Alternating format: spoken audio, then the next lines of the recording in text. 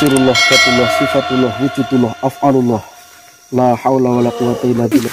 Siapa gue?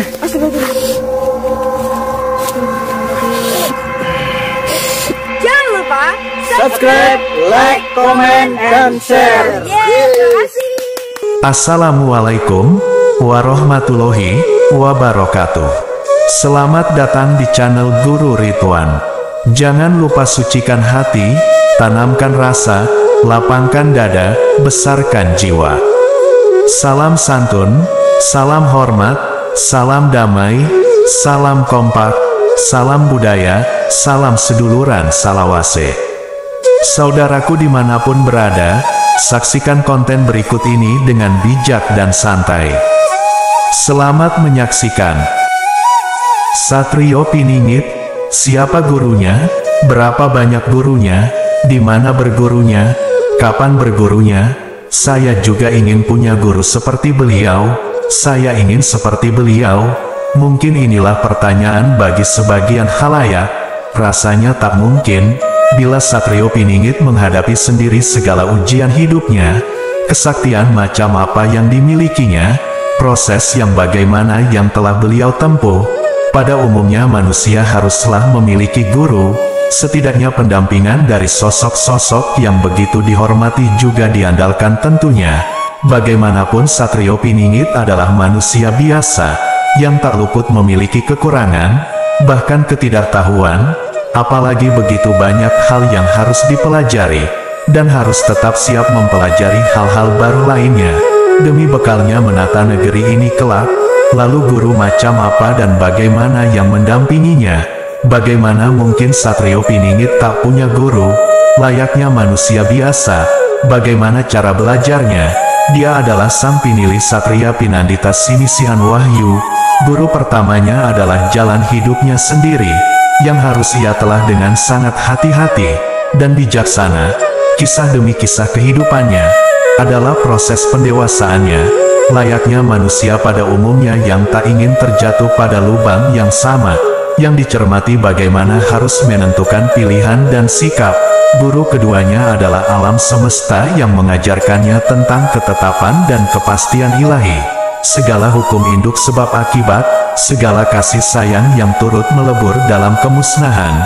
Untuk tetap berporos pada kelangsungan ataupun keterhentian, guru ketiganya adalah yang tak sama dengan manusia lainnya pada umumnya, yang tak sembarang manusia mampu melihatnya ataupun terkoneksi dengan manusia biasa. Merekalah para pengomong sejati, merekalah para raja dan ratu Nusantara, merekalah para penguasa gaib yang diizinkan bersamanya, merekalah para dewa-dewi dari kayangan, merekalah para malaikat pendampingnya, yang tak sama dengan manusia pada umumnya. Merekalah para nabiullah, merekalah para waliullah. Mereka hadir mengisi dan mengajarkan kepadanya melalui batin dan pikirannya. Mereka tunjukkan langsung melalui apapun yang ada di hadapan sang pinilih.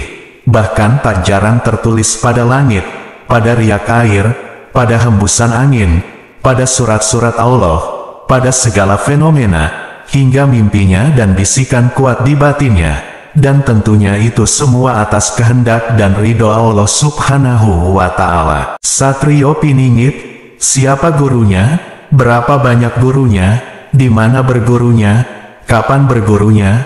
Saya juga ingin punya guru seperti beliau, saya ingin seperti beliau. Mungkin inilah pertanyaan bagi sebagian khalayak. Rasanya tak mungkin, bila Satrio Piningit menghadapi sendiri segala ujian hidupnya, kesaktian macam apa yang dimilikinya, proses yang bagaimana yang telah beliau tempuh. Pada umumnya manusia haruslah memiliki guru, setidaknya pendampingan dari sosok-sosok yang begitu dihormati juga diandalkan tentunya. Bagaimanapun Satrio Piningit adalah manusia biasa, yang tak luput memiliki kekurangan, bahkan ketidaktahuan, apalagi begitu banyak hal yang harus dipelajari, dan harus tetap siap mempelajari hal-hal baru lainnya, demi bekalnya menata negeri ini kelak. Lalu guru macam apa dan bagaimana yang mendampinginya? Bagaimana mungkin Satrio Piningit tak punya guru? Layaknya manusia biasa, bagaimana cara belajarnya? Dia adalah sang pinilih Satria Pinandita Sinisihan Wahyu. Guru pertamanya adalah jalan hidupnya sendiri, yang harus ia telah dengan sangat hati-hati dan bijaksana. Kisah demi kisah kehidupannya adalah proses pendewasaannya, layaknya manusia pada umumnya yang tak ingin terjatuh pada lubang yang sama, yang dicermati bagaimana harus menentukan pilihan dan sikap. Guru keduanya adalah alam semesta yang mengajarkannya tentang ketetapan dan kepastian ilahi. Segala hukum induk sebab akibat, segala kasih sayang yang turut melebur dalam kemusnahan, untuk tetap berporos pada kelangsungan ataupun keterhentian. Guru ketiganya adalah yang tak sama dengan manusia lainnya pada umumnya, yang tak sembarang manusia mampu melihatnya ataupun terkoneksi dengan manusia biasa. Merekalah para pemomong sejati, merekalah para raja dan ratu Nusantara, merekalah para penguasa gaib yang diizinkan bersamanya, merekalah para dewa-dewi dari kayangan, merekalah para malaikat pendampingnya, yang tak sama dengan manusia pada umumnya, merekalah para nabiullah, merekalah para waliullah. Mereka hadir mengisi dan mengajarkan kepadanya melalui batin dan pikirannya. Mereka tunjukkan langsung melalui apapun yang ada di hadapan sang pinilih.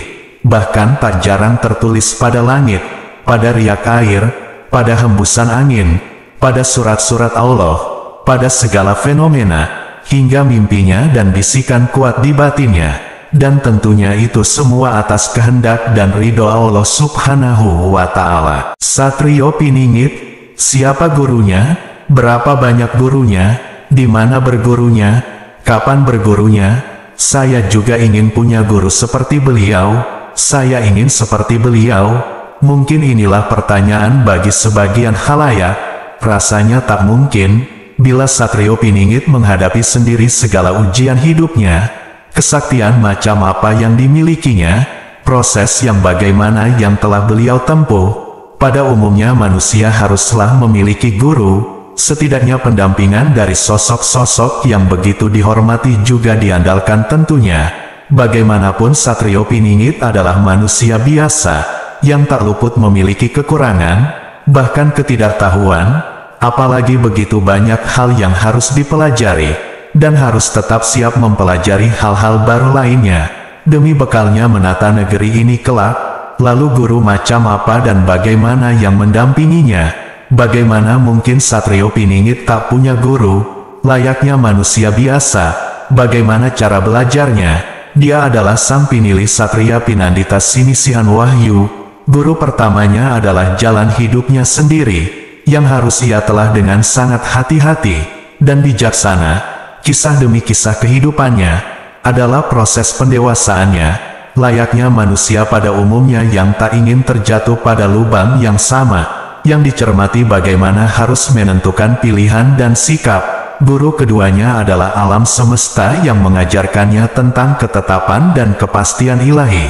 Segala hukum induk sebab akibat, segala kasih sayang yang turut melebur dalam kemusnahan, untuk tetap berporos pada kelangsungan ataupun keterhentian. Guru ketiganya adalah yang tak sama dengan manusia lainnya pada umumnya, yang tak sembarang manusia mampu melihatnya ataupun terkoneksi dengan manusia biasa. Merekalah para pemomong sejati, merekalah para raja dan ratu Nusantara, merekalah para penguasa gaib yang diizinkan bersamanya, merekalah para dewa-dewi dari kayangan, merekalah para malaikat pendampingnya, yang tak sama dengan manusia pada umumnya, merekalah para nabiullah, merekalah para waliullah.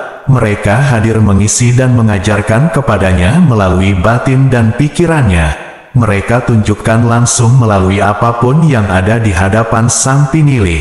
Bahkan tak jarang tertulis pada langit, pada riak air, pada hembusan angin, pada surat-surat Allah, pada segala fenomena, hingga mimpinya dan bisikan kuat di batinnya.